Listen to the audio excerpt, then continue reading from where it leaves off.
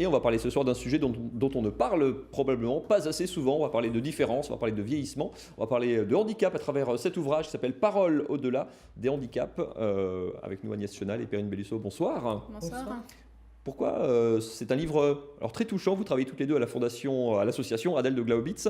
Dans ce livre, vous montrez en photo et en récit le témoignage de résidents d'une de vos nombreuses structures, une maison de retraite spécialisée qui s'appelle donc l'Institut Saint-André à Cernay. Qui sont les résidents déjà? Qui sont les personnes qui sont dans cette résidence? Ce sont 48 personnes qui sont en situation de handicap et qui vieillissent, des personnes âgées. Dit comme ça paraît normal, mais ça pose, entre guillemets, que dans les établissements comme ça, ça pose de nouvelles problématiques. Comment on s'adapte? Comment simplement les structures comme les vôtres se sont adaptées au vieillissement de leurs résidents? En fait, la spécificité de ces personnes, c'est qu'elles ont passé, pour la plupart, une grande partie de leur vie à l'Institut Saint-André. Et comment on s'adapte? Alors, je prends le relais, Oui. Agnès. Oui, alors, pour ces personnes en maison de retraite, mais aussi pour toutes les personnes qui sont accueillies au sein de l'association, on est en constante adaptation au niveau de nos modes d'accompagnement et d'accueil. Alors, c'est sur des nouvelles approches, c'est en lien avec le développement des savoirs et des compétences, des pratiques professionnelles, et c'est aussi en lien avec l'évolution du paysage médico-social, puisqu'on développe de nouvelles structures, de nouveaux dispositifs, et on tente vraiment de s'inscrire dans une démarche inclusive pour ouvrir nos établissements et permettre aux personnes de construire des parcours de vie. Alors vous avez vraiment décidé de mettre en avant ces personnes, de les montrer tout simplement dans ce livre dont on va voir quelques planches. Il y a des portraits déjà de photos, et puis alors c'est le personnel de l'établissement qui a recueilli leur témoignage, leur histoire tout simplement. J'ai trouvé ça très touchant comme un livre d'enfant, parce que c'est sans filtre, ce sont des souvenirs, c'est des anecdotes, c'est j'aime parce que, j'aime pas parce que. C'est extrêmement, extrêmement direct, extrêmement touchant. Le but c'était ça, c'était de montrer, de leur donner la parole tout simplement. En fait, il y a un proverbe africain qui illustre bien l'origine du projet et qui dit un vieillard qui décède, qui meurt, c'est une bibliothèque qui brûle. Et dans une maison de retraite, de fait, il y a des personnes qui décèdent. Et à chaque fois, on se disait, c'est une histoire qui s'en va, c'est des mémoires qui vont s'effacer. Et il y a à peu près 2 ans et demi, l'idée est venue de recueillir les témoignages. Alors, il y a eu des entretiens en français et en alsacien qui ont été menés par les professionnels, en particulier par l'animatrice. C'était important, que ce soit les professionnels qui sont au contact avec eux, qui échangent, qui recueillent ces témoignages. Ça nous semble important parce que les personnes sont en confiance avec les professionnels puisqu'elles les côtoient tous les jours. Et que les professionnels ont aussi une connaissance et des personnes et de leur histoire. Donc ça a donné l'idée des thématiques et puis des thèmes à aborder aussi.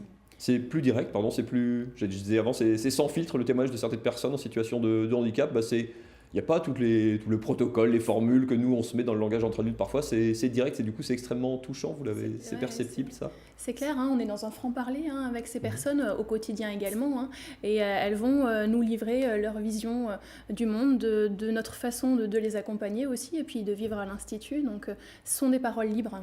Quand on en fait un livre comme ça, qu'on les met en avant, c'est une manière pourquoi le handicap ça nous met, ou la vieillesse ça nous met si tellement mal à l'aise? Je dis on pour me cacher derrière, parce que comme tout le monde, c'est pas forcément des choses qu'on a forcément envie de regarder en face. Vous, c'est votre quotidien, mais vous sentez ce malaise parfois dans la société par rapport à ça? Alors moi je pense qu'on peut le sentir, effectivement, quand on va vers l'extérieur, donc c'est des choses qu'on travaille, qu'on anticipe pour permettre effectivement d'aller vers cette ouverture et d'aller vers la société. Nous, cette différence, on ne la sent pas. Pour nous, effectivement, d'accompagner ces personnes, c'est finalement assez naturel, ça vient avec l'expérience, je pense, mais oui, il y a cette différence-là avec laquelle on compose. Et quand on lit, quand on les écoute, qu'est-ce qui a changé dans le regard sur le handicap en France ?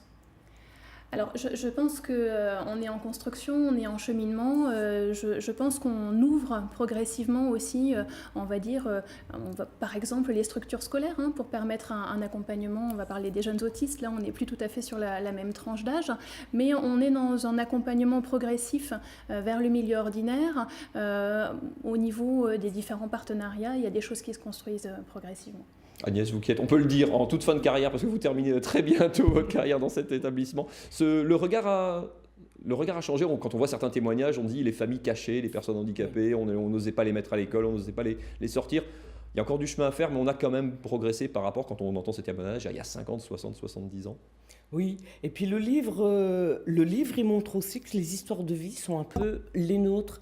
Elles sont dites avec des mots sincères, authentiques, mais il y a l'enfance, il y a les punitions, il y a les bêtises, il y a l'amitié, il y a le travail, il y a l'amour. Il y a de belles histoires d'amour, il y a la mort aussi.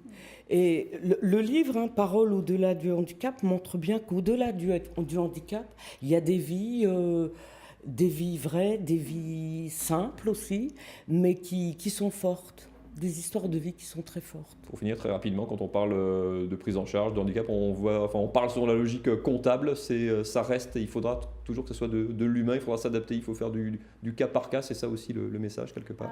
Pour nous, c'est essentiel. C'est le fondement de notre travail, c'est le fondement de l'association Indel de Globitz. Pour l'association, chaque personne est unique et on va construire du sur-mesure. L'idée pour nous est vraiment de construire des parcours de vie, d'être au plus proche des histoires et des projets des personnes. Et pour ça passe par les professionnels qui sont là au quotidien et qui accompagnent les personnes qu'on accueille.